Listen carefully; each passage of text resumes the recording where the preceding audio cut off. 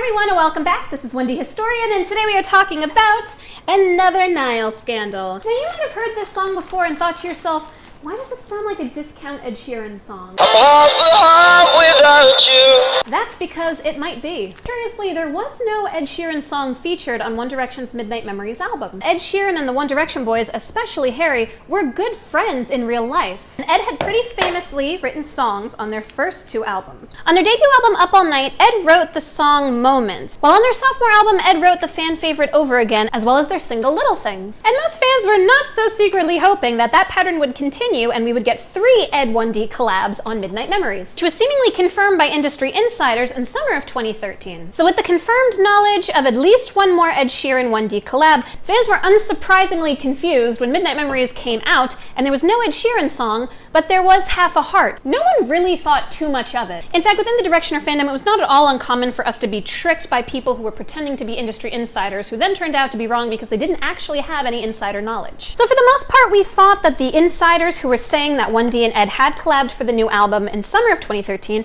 had simply been more people making up rumors. Summer of 2013 was a pretty busy time for the 1D rumor mill. At the 2013 Video Music Awards, Ed Sheeran caused a stir when he arrived and was spotted holding hands with fellow British singer Ellie Goulding.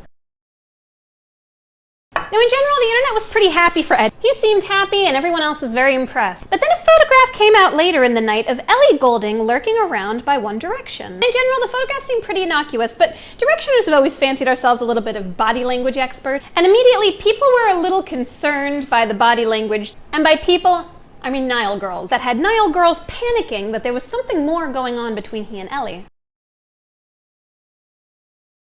But nothing came of any of that drama. As I've talked a lot before about how the fandom's perception of Niall was that he was an innocent little baby boy. Pictured. Very much not Mr. Steal Your Man. For the most part, everybody forgot about it and moved on. Moved on so much so that when Midnight Memories was released and there was no Ed Sheeran song on it, there were some people on Tumblr who joked about the reason for it being that Ed was romantic rivals with the One Direction boys over Ellie. But in a way, again, that was a total joke. Everyone moved on. But maybe we shouldn't have. Because early the next year, Ed released Don't.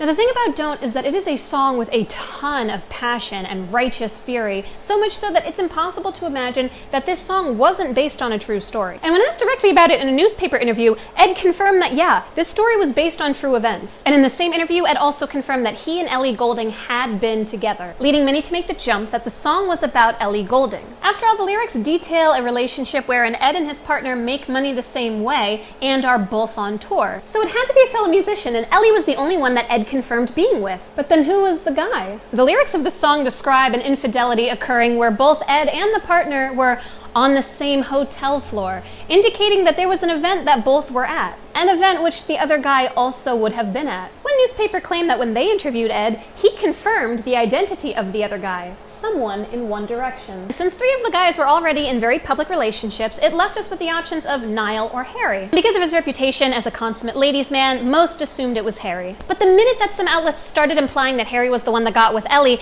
Ed's team went back to the original newspaper who had posted that and forced them to print a retraction. In an interview with Howard Stern, Howard asked Ed about the identity of the other guy, and Ed reiterated that he and his team told the newspaper to retract their confirmation that a One Direction boy had been the other guy because he had never confirmed such a thing. To which Howard Stern replied, "So it wasn't the guy from One Direction?" To which Ed replied, "No. Well, it depends which one you're talking about." And it did not take the Directioner FBI very long after that to piece together the entire puzzle. Also confirmed that he wasn't angry anymore, saying that he got over the anger he felt as soon as he wrote the song. While Ellie Goulding, when she was asked, threw a massive plot twist into the entire situation by saying she and Ed Sheeran had never dated, but she and Niall had. And bless our Niall, he never said a word about it, never confirmed, never denied, and kept his nose out of the whole business. It's easy to be a Niall fan, isn't it? If you were to ask me what the best 1D solo album is, I would obviously say Walls, because I am so far up Louis Tomlinson's butt that I'm basically a prostate exam. But if you were to ask me for a non-biased opinion, I would absolutely 100% have to say it's Heartbreak Weather.